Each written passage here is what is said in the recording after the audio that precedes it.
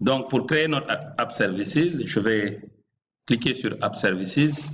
J'ajoute un nouveau app. Et ici, je vais créer application web. Donc, on crée une application web. On va héberger notre application web. Alors, on va choisir un nom. Comment on va appeler notre site? Le domaine, ce sera Azure Website. Mais comment on va appeler notre site? L'objectif, c'est de pouvoir s'inscrire. Hein? DOC, oui, je vais faire DOC.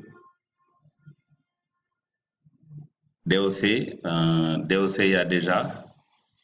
DOC Register. Hein?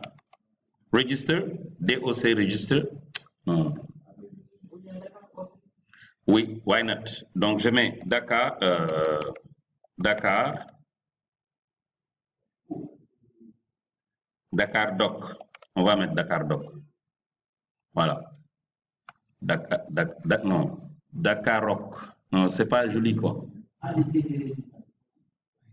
Je veux que ça soit du Open Campus. Ou, attends, je vais voir quoi. Open, Dakar, attends.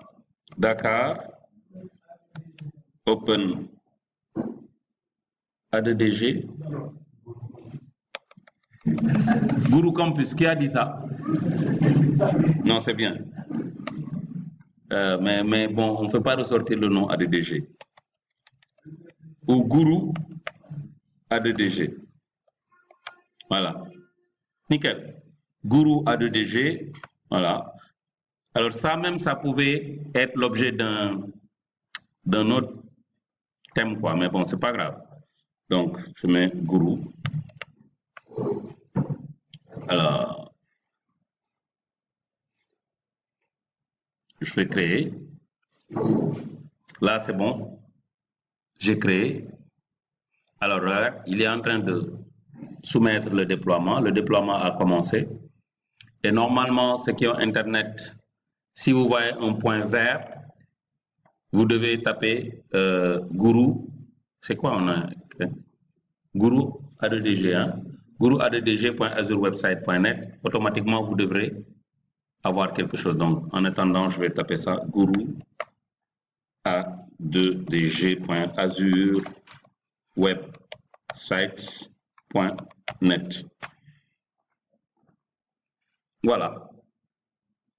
OK, donc, n'importe qui peut taper, vous devez avoir ceci. N'est-ce pas? Voilà. Déploiement réussi. Ça veut dire qu'on a créé la ressource. OK, notre site est là. Pour l'instant, il n'y a absolument rien. C'est un petit tuto qu'on va charger pour vous dire qu'est-ce qu'il faut faire. Démarrons la leçon. C'est quoi Azure App? OK, etc., etc. Alors, ça, c'est la première étape. Deuxième étape, je reviens dans Azure, mais mon application web, je dois greffer une base de données. Donc, je vais créer la base de données. Donc, je dis ajouter. Donc, comment je vais appeler la base de données? Je vais dire DB Guru. OK? Je vais voir, est-ce que ça existe?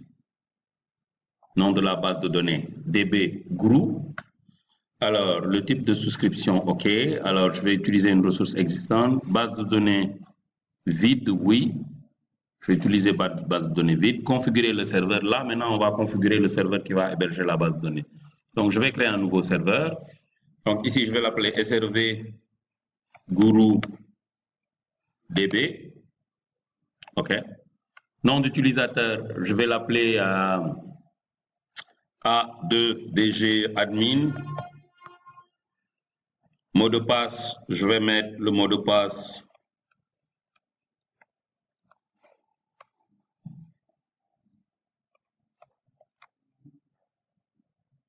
j'ai mis quoi? 1, 2, 2, 1.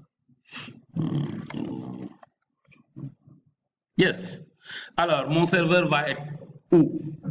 Aux États-Unis, du centre, au Brésil, etc., etc. Alors, Ismaël, tu préfères quoi? Europe du Nord.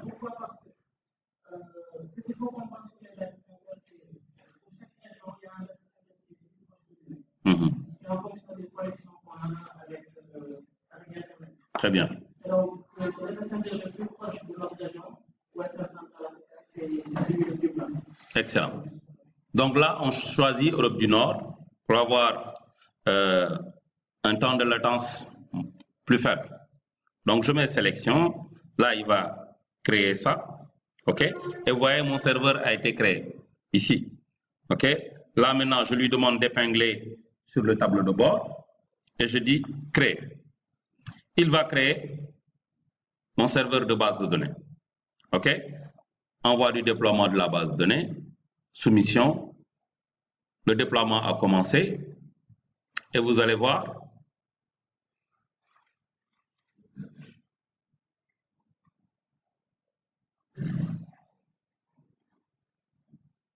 Rapidement. Maintenant que notre serveur web et notre base de données sont créés, donc je peux venir ici, nom du serveur, et vous avez l'ensemble des outils pour administrer mon serveur qui sont là, le pare-feu, OK, pour pouvoir autoriser l'accès à ma base de données. Je peux sélectionner le pare-feu, OK, rajouter mon adresse IP. Donc, je rajoute mon adresse IP et je dis enregistrer. Ça me permet de pouvoir interagir avec ma base de données sans problème. Sinon, bon, voilà, vous imaginez, vous êtes dans du PHP, vous déployez votre base de données, vous déployez votre application. Alors, cela, vous dépendez de l'hébergeur. L'hébergeur, si l'hébergeur n'est pas sécurisé, bon, on vous pompe des informations. Si l'hébergeur est sécurisé, ici, vous avez non seulement, bon, il y a un autre module qu'on va mettre et qui s'appelle, j'ai oublié le nom, qui vous permet, si vous avez installé une machine virtuelle, de lancer l'application. L'application va diagnostiquer la machine virtuelle et vous dire quelles sont les failles de sécurité que l'application a trouvées dans votre virtual machine. OK, donc pour l'instant, on n'en est pas là. Je vais afficher maintenant les chaînes de connexion. C'est ça qu'on va utiliser quand on va créer notre application et déployer cela. Donc là, c'est ça. Je fais du .NET. Si vous faites du PHP, vous cliquez et vous sélectionnez ça. Si vous faites du ODBC ou JDBC, vous sélectionnez donc ce qui développe en Java. Donc moi, je fais du .NET. C'est ça que je sélectionne. OK. Je vais vous montrer. Voilà. Donc voilà, c'est ça.